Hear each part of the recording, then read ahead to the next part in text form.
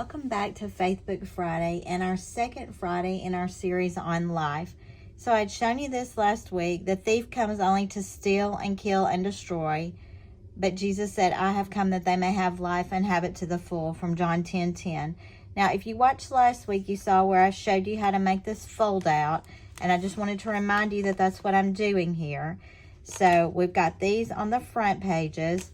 As we open it up, we've got the words life in big letters. I cut those on my cutting machine. And last week we talked about how life is valuable to Jesus. This week we're going to be talking about the letter I. And we're going to be in John chapter 12. So if you're following along, I want you to turn to John chapter 12. And we are actually going to go through the whole chapter today. Now, I think this one will actually be kind of short, but I came up with some different I words related to John chapter 12. And this is all happening the week before Jesus is crucified on the cross. And this is leading up to Palm Sunday, which is coming this Sunday. So I wanted us to cover those verses related to Palm Sunday and see what happened in the life of Jesus the week before his death. So it says in John chapter 12, 6 days before the Passover, Jesus came to Bethany, where Lazarus lived, whom Jesus had raised from the dead. Here a dinner was given in Jesus' honor. Martha served, while Lazarus was among those reclining at the table with him.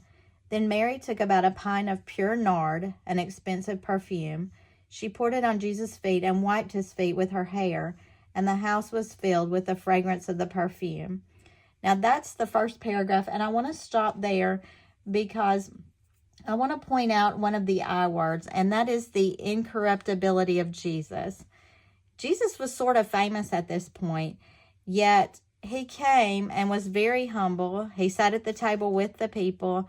He was not taking on airs because he had become famous. It says they were even giving this dinner in his honor.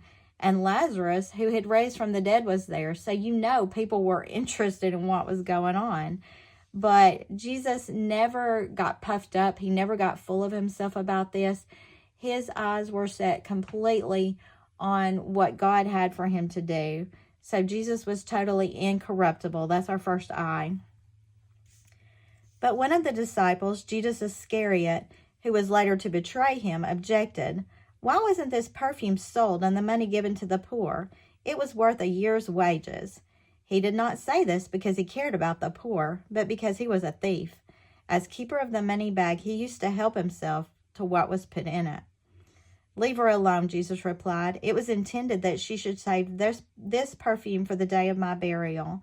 You will always have the poor among you, but you will not always have me. And here I want us to stop for a second and just talk about the intentions of Judas. Judas acted like he wanted that money to go to help the poor, but that was never his intentions.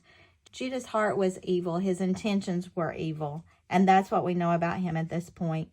Soon he would make the plan to betray Jesus for only 30 pieces of silver. So we know that he was a thief. He was not an honorable man. In verse 9, meanwhile, a large crowd of Jews found out that Jesus was there and came, not only because of him, but also to see Lazarus, whom he had raised from the dead. So the chief priests made plans to kill Lazarus as well, for on account of him, many of the Jews were going over to Jesus and believing in him. I think that's interesting that they decided they better kill Lazarus too, because he was just causing people to believe in Jesus. The next day, the great crowd that had come for the festival heard that Jesus was on his way to Jerusalem.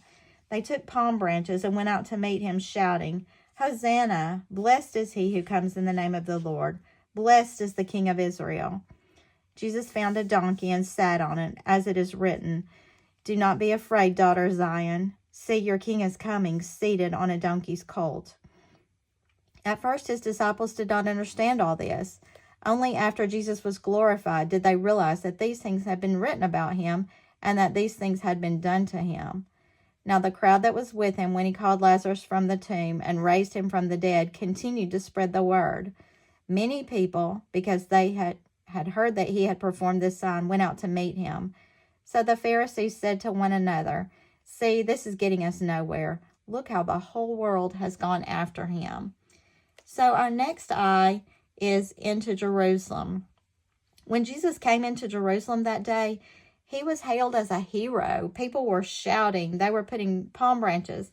They were excited to see him. They were thrilled about his entry and what he had done. But that mood was going to change very quickly. And we already see that the Pharisees are really worried about this situation. The whole world has gone after him. They are noticing that people are following Jesus at this point, and they are very, very unhappy about that. I also want to throw in one more eye there, and that's Isaiah's prophecy. Isaiah's prophecy was that Jesus would come, the king would come seated on a donkey's colt, and that is exactly what happened. Now, as we continue on in chapter 12, Jesus is going to discuss what's going to happen, the fact that he is predicting his death. Now, there were some Greeks among them who went up to worship at the festival. They came to Philip, who was from Bethsaida in Galilee, with a request. Sir, they said, we would like to see Jesus. Philip went to tell Andrew. Andrew and Philip in turn told Jesus. Jesus replied, the hour has come for the Son of Man to be glorified. Very truly, I tell you, unless a kernel of wheat falls to the ground and dies, it remains only a single seed. But if it dies, it produces many seeds. Anyone who loves their life will lose it, while anyone who hates their life in this world will keep it for eternal life. Whoever serves me must follow me, and where I am, my servant also will be. My Father will honor the one who serves me. Now my soul is troubled, and what shall I say? Father, save me from this hour? No, it was for this very reason I came to this hour. Father, glorify your name. Then a voice came from heaven. I have glorified it and will glorify it again. The crowd that was there and heard it said it had thundered. Others said an angel had spoken to him. Jesus said, the voice was for your benefit, not mine. Now is the time for judgment on this world. Now the prince of this world will be driven out. And I, when I am lifted up from the earth, will draw all people to myself. He said this to show the kind of death he was going to die. The crowd spoke up. We have heard from the law that the Messiah will remain forever. So how can you say the Son of Man must be lifted up? Who is this Son of Man? Then Jesus told them, you are going to have the light just a little while longer. Walk while you have the light, before darkness overtakes you. Whoever walks in the dark does not know where they are going. Believe in the light while you have the light, so that you may become children of light. When he had finished speaking, Jesus left and hid himself from them.